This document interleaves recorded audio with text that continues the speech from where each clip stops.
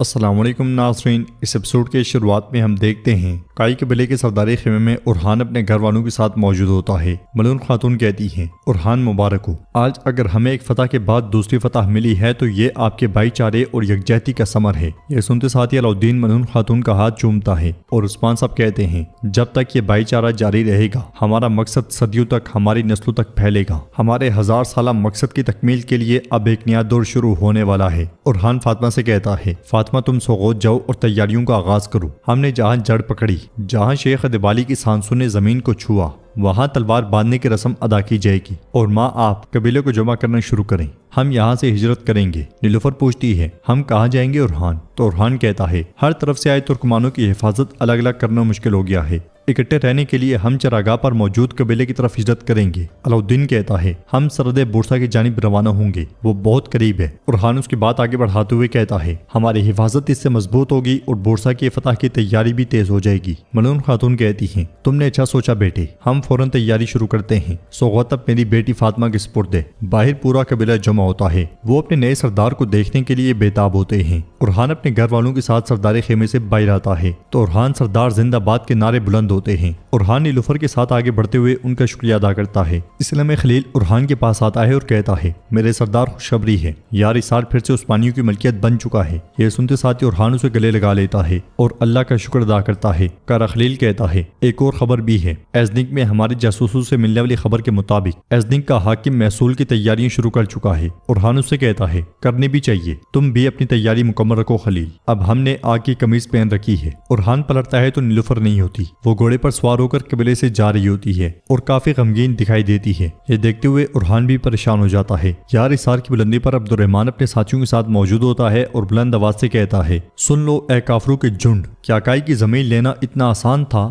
بلبان کہتا ہے، چلاتے رہو، تم منگولوں کو یہاں کھینچ لاؤ گے۔ تو عبدالرحمن کہتا ہے، کاش کہ وہ آ جائیں، ایک ایک کر کے نمٹنے کے بجائے ہم ایک ساتھ ان کا لقمہ بنائیں گے۔ کنترالی کہتا ہے، منگولوں کا ذکر بند کرو، یہ بتاؤ کہ پرچم کس کے پاس ہے اور گاڑ دو اسے، تاکہ جنہوں نے عبدالرحمن کی آواز نہیں سنی وہ بھی دیکھ لیں، انہیں دکھا دو کہ یار اسار اب کائی کی ملکیت ہے۔ عبدالرحمن جھنڈا نکالتے ہوئے کہتا ہے، میں ہمیشہ اسے اپنے ساتھ رکھتا ہوں۔ یہ کہتے ساتھ وہ جھنڈا نکال کے اسے چومتا ہے اور پھر منگول پرچم اکھاڑ پھینکتا ہے۔ دمرل کائی پرچم دیکھتے ہوئے کہتا ہے، اس پرچم کے سائے تلے لوگ سکون سے زندگی گزاریں گے انشاءاللہ۔ اگلے پل کائی پرچم یار اسار پہ لہرا دیا جاتا ہے اور سپاہی جوش سے اللہ اکبر کے نعرے بلند کرتے ہیں۔ ادھر نیلوفر ندی کے پاس کھڑی ہوتی ہے، اس لیے میں اورحان وہاں آتا ہے اور نیلوفر سے پیار کرتے ہوئے پوچھتا ہے، تمہیں کیا ہوا ہے؟ وہ نظریں چراتی ہے تو اورحان اس سے کہتا ہے، میرے دل کے سلطانہ، میری موتی میری جان، تمہاری زلفوں کی تاریکی میں میرا دل جگمگا اٹھتا ہے، میرے افق کا ہلال تمہاری آنکھیں میری زندگی کی بہار ہیں، جب ان پر بادل چھا جائیں تو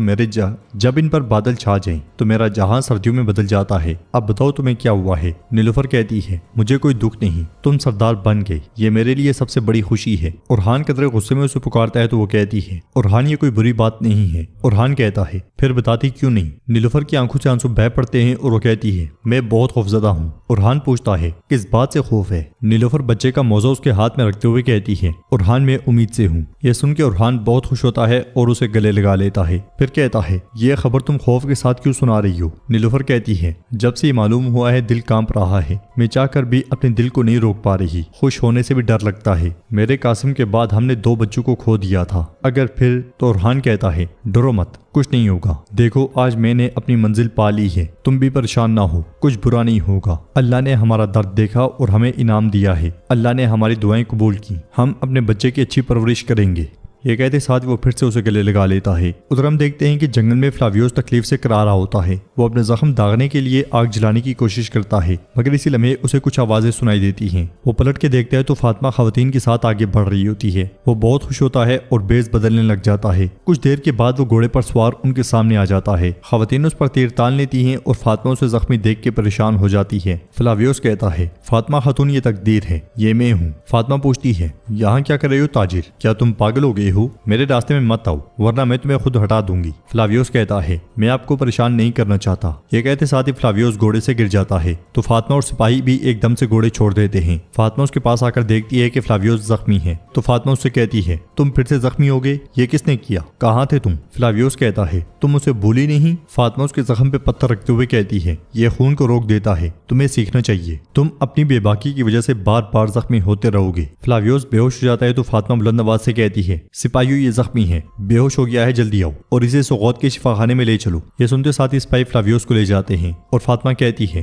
یہ ہمارے ہاتھوں میں مرنا نہیں چاہیے۔ پھر گھوڑے کے پاس آ کر کہتی ہے ہم نے بہت وقت ضائع کر دیا ہے، کالکائی کا سب سے بڑا دن ہے اور خان سردار کے لیے تلوار باندھنے کی تقریب ہوگی۔ فلاویوس جاتے جاتے تھوڑی بہت باتیں سن جاتا ہے۔ فاطمہ مزید کہتی ہے ہمارے پاس کرنے کو بہت کچھ ہے، ہر چیز کی تیاری بغیر کمی کے شروع کریں گے۔ یہ کہتے ساتھ ہی وہ وہاں سے روانہ ہو جاتی ہے۔ ادھر ہم دیکھتے ہیں کہ کائی قبیلے کے سرداری خیمے کے سامنے ملون خاتون بہت پریشان بیٹھی ہوتی ہیں اور نیلوفر کے پاس سے گزرنے پر اسے آواز دے کے پاس بٹھا لیتی ہیں۔ پھر کہتی ہیں کبھی کبھی میں اس طرح منظر دیکھتی ہوں، دیکھو ذرا تم کیا دیکھتی ہو۔ نیلوفر کہتی ہے میری آنکھیں خیمے دیکھتی ہیں، اگر میرے دل سے پوچھیں تو یہ تھکے ہوئے لوگوں کا خوف اور غم دیکھتا ہے۔ میں پھر بھی ایک اور چیز دیکھتی ہوں، ناقابل شکست امید۔ ملون خاتون کہتی ہیں یہی ہے، بالکل یہی ہے جو میں چاہتی ہوں کہ تم دیکھو نیلوفر۔ اگر تم اپنی آنکھوں سے دیکھو تو تم ہجوم دیکھو گی، اگر تم دل سے دیکھو تو یہ ایک قوم ہے۔ نیلوفر خاتون آج تمہاری حکومت کا آغاز ہے، تمہارے دور کا آغاز ہے۔ میرا بیٹا اورحان اپنے بابا کی نشست پہ بیٹھے گا اور تم کائی کی ماں بنو گی۔ اب تم صرف اورحان کی بیوی نہیں ہو بلکہ کائی کی جان، ریاست کا چہرہ، قبیلے کی لڑکیوں کے رہنما اور اپنے شوہر کا بوجھ بانٹنے والی بھی ہو۔ نیلوفر کہتی ہے شکریہ ملون خاتون، میں جب تک سانس لوں گی اورحان کا ساتھ دوں گی۔ ملون خاتون کہتی ہیں میں جانتی ہوں لیکن میں چاہتی ہوں کہ تم بھی یہ جان لو، امارت ایک ایسی آگ ہے کہ اس کے شعلے اور امتحان بہت ہیں۔ اس راہ پر صرف محبت سے نہیں، صرف دل سے نہیں، طاقت، وقار اور صبر کے ساتھ اس راستے پر چلتی رہو گی۔ میری بہو، میرا غصہ تمہیں توڑنے کے لیے نہیں تھا، تمہیں اس ریاست کے امتحانات کے لیے تیار کرنے کے لیے تھا۔ نیلوفر کی آنکھیں بھر آتی ہیں اور وہ ان کا ہاتھ چوم لیتی ہے۔ پھر کہتی ہے اللہ مجھے شرمندہ نہ کرے ماں۔ ملون خاتون کہتی ہیں میری بیٹی، میں ہمیشہ یہاں ہوں تمہارے لیے۔ نیلوفر کہتی ہے ہم مائیں دوسروں کی زندگی کے لیے موجود ہیں، میں اب اپنے اندر ایک اور خواہش رکھ رہی ہوں، جیسے جیسے میں اسے طاقت دیتی رہوں میں ان لوگوں کو بھی طاقت بخشوں جن کو آپ نے میری امانت میں سونپا ہے۔ ہماری خواہش ریاست کی خواہش کے ساتھ ایک ہو انشاءاللہ۔ ملون خاتون اپنے ہاتھ سے انگوٹھی اتار کے اسے پہناتے ہوئے کہتی ہیں یہ تم میری طرف سے امانت سمجھو، تمہیں اس کا بوجھ ہمیشہ یاد رہے گا جو تم اٹھا رہی ہو اور وہ اعتماد جو یہ ریاست تمہارے لیے ظاہر کر رہی ہے۔ ادھر ہم دیکھتے ہیں کہ خیمے میں کارا خلیل اورحان کے لیے نقشہ بچھا رہا ہوتا ہے اور سپاہیوں کو فرمان دے کے وہاں سے روانہ کر دیتا ہے۔ اگلے لمحے اورحان وہاں داخل ہوتا ہے، اسے دیکھ کے کارا خلیل کہتا ہے ہمارا ایک مصروف ایجنڈا ہے حضور، میں نے تمام صدران کو پیغام بھیج دیا ہے، سب لوگ کل تلوار سونپنے کی تقریب میں شرکت کریں گے۔ اورحان کہتا ہے لیکن میں چاہتا ہوں کہ کوئی غلطی نہ ہو، ہر کوئی ہماری غلطی کا منتظر ہے خلیل، میں کوئی کوتاہی نہیں چاہتا۔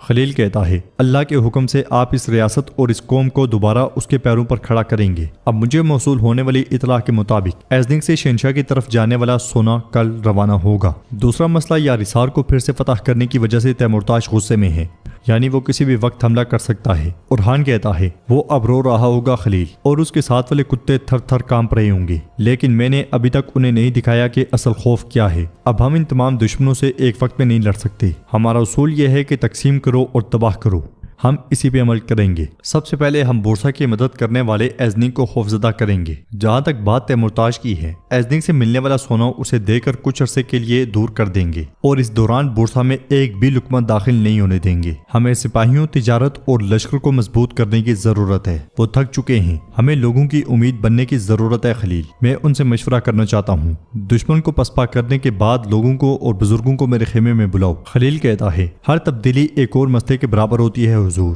اگر ہم مسئلے کو جانتے ہیں تو اس کا حل بھی ڈھونڈ سکتے ہیں۔ اورحان کہتا ہے ہم ڈھونڈیں گے خلیل، ہم ڈھونڈیں گے۔ اورحان کا جوش اور خوشی دیکھ کے خلیل کہتا ہے حضور آپ کی یہ خوشی صرف آپ کو سرداری ملنے کی وجہ سے نہیں ہے۔ تو اورحان اس سے کہتا ہے میرا ایک اور بچہ بھی ہوگا۔ یہ سنتے ساتھ ہی خلیل اورحان کے گلے لگ جاتا ہے اور کہتا ہے آپ کی نسل پھلے پھولے، آپ کا نسب شاندار ہو حضور۔ یہ کہتے ساتھ ہی خلیل اس لمحے کو یاد کرتا ہے جب اس کی بیوی کو قتل کر کے اس کے بچے کو اس سے چھینا گیا تھا۔ خلیل پریشان ہو جاتا ہے تو اورحان اس سے کہتا ہے خلیل میں دیکھ رہا ہوں اور جانتا ہوں جب بھی کوئی بچے کا ذکر کرتا کرتا ہے تو یہ تمہیں کتنی تکلیف دیتا ہے۔ میں قسم کھاتا ہوں کہ ہم تمہارے بچے کو تلاش کریں گے، تمہیں اس تکلیف سے دوچار کرنے والوں پہ یہ دنیا تنگ کر دیں گے۔ تو ناظرین، اس کے ساتھ یہ ایپیسوڈ بھی اختتام پذیر ہوتی ہے۔ ویڈیو پسند آئے تو لائک کر دیں، شیئر کر دیں، سبسکرائب نہیں کیا ہوا تو سبسکرائب کرنے کے ساتھ ساتھ گھنٹی بیل آئیکن کو دبانا مت بھولیں۔ ملتے ہیں انشاءاللہ نیکسٹ ویڈیو میں، تب تک کے لیے رکھیں اپنا اور اپنوں کا بہت زیادہ خیال۔ اللہ نگہبان۔